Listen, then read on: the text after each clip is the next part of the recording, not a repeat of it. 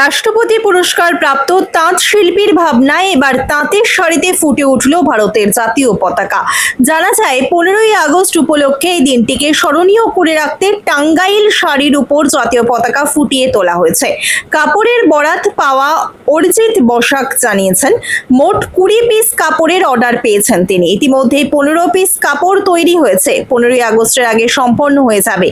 অরিজিৎ বসাকের তাঁতি বীরেশ বসাক জানিয়েছেন, একটি কাপড় তৈরি করতে প্রতিদিন প্রায় 10 ঘন্টা করে সময় লাগে, তবে তারা বংশ পরম্পরায় শিল্পের সঙ্গে যুক্ত। অন্য এক তাঁত শিল্পী বিদেশ বসাকের পরিবার বলেন, আমরা গর্বিত এমন কাজের বরাত পেয়ে। সমস্ত শাড়ির ডিজাইন ফুটিয়ে তুলেছেন রাষ্ট্রপতি পুরস্কার প্রাপ্ত মন্টু বসাক। পদ্মশ্রী প্রাপ্ত বীরেন কুমার বসাকের পুত্র অভিনব বসাক 500 কাউন্ট সুতোর ওপর শাড়ি তৈরি করে নজর কেড়েছেন। সদ্য রাষ্ট্রপতির হাত থেকে পুরস্কার পেয়েছেন অভিনব বসাক। পাশাপাশি পদ্মশ্রী প্রাপ্ত বীরেন কুমার বসাকের বাড়িতে কর্মরত মন্টু বসাক তাঁতের শাড়ি ডিজাইনের ওপর রাষ্ট্রপতি পুরস্কার পেয়েছেন।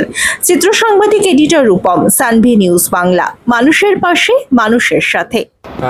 প্রথমত বলি, দেখো, নরেন্দ্র মোদীজির আত্মনির্ভর ভারত, লোকাল ভোকাল, তারপর স্বদেশী মুভমেন্ট নিয়ে যে নরেন্দ্র মোদীর কথা আছে, সেটার একটা মান্যতা আছে।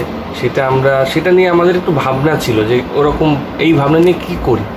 তো গেল 2 মাস আগে ওয়েবার সার্ভিস সেন্টারের পক্ষ থেকে ডেপুটি ডিরেক্টর লক্ষণ বসাক এবং ওনারা ফুলিয়াতে এসেছিলেন আমাদের সোসাইটি একটু ভিজিট করতে। উনি তখন বললেন যে একটা থিমের উপরে কাজ করো, সেটা জাতীয় পতাকা। তো আমরা সেই থিম ধরে কাঠ শাটেলের ওপরে তাঁতে বোনা জাতীয় পতাকা তৈরি করছি আমাদের সোসাইটির পক্ষ থেকে। আর যে অশোক চক্রটা দেখছো, সেটাও টাঙ্গাইল পদ্ধতিতে হচ্ছে। বলতে পারো, দেখো, আমরা জাতীয় পতাকার ব্যাপার তো খুব ডেলিকেট ব্যাপার। আমরা এটা একটু গুগল থেকে দেখে এবং অন্যান্য জায়গার থেকে পত্রপত্রিকা দেখে আমরা দেখলাম যে জাতীয় পতাকা তৈরি করা যায় সুতিতে।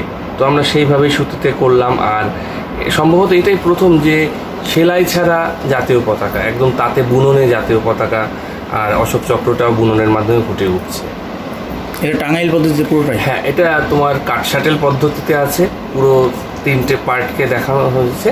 আর টাঙ্গাইল পদ্ধতিতে তোমার অশোক চক্রটা। আচ্ছা, এই যে শাড়িটা তৈরি করলেন, এটা কোথায়, মানে ভাবনাটা কী কারণে করা হয়েছে? এই ভাবনাটা ওই যে বললাম, নরেন্দ্র মোদীর আত্মনির্ভর ভারত, লোকাল ফর ভোকাল এবং স্বদেশী নিয়ে যে উনি যে কথা বলেন সবসময়, সেটার মান্যতা রাখার জন্যই এই কাজটা।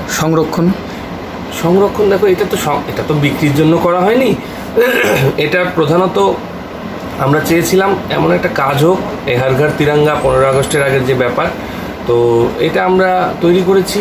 এটা বস্ত্র মন্ত্রণালয়ে গিয়েছে, প্রধানমন্ত্রীর অফিসে আমরা পাঠিয়েছি,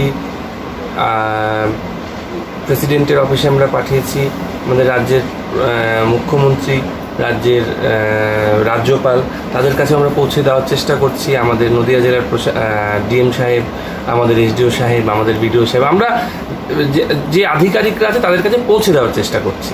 মোট কত পিস? 14-15টা হবে সব মিলিয়ে, এখনও ওই 12-13টা হয়ে গেছে। আর কাকে দেওয়া হয়েছে মানে তৈরি করতে? কোনো অসুবিধা হচ্ছিল, যেহেতু আগে কোনো তাঁত শিল্পী এর ধরনের কাজ করে? অসুবিধা দেখো, যখন মানে নতুন জিনিস করতে গেলে তো একটু সমস্যা হয়। 1-2 দিন একটু সমস্যা হচ্ছিল। তারপর ঠিক আছে, আমাদের টাঙ্গাইল জামদানি তন্তুবাই সমবায় সমিতির যে তাঁতি আছে অরিজিৎ বসাক, ওর তত্ত্বাবধানে এই কাজটা হচ্ছে।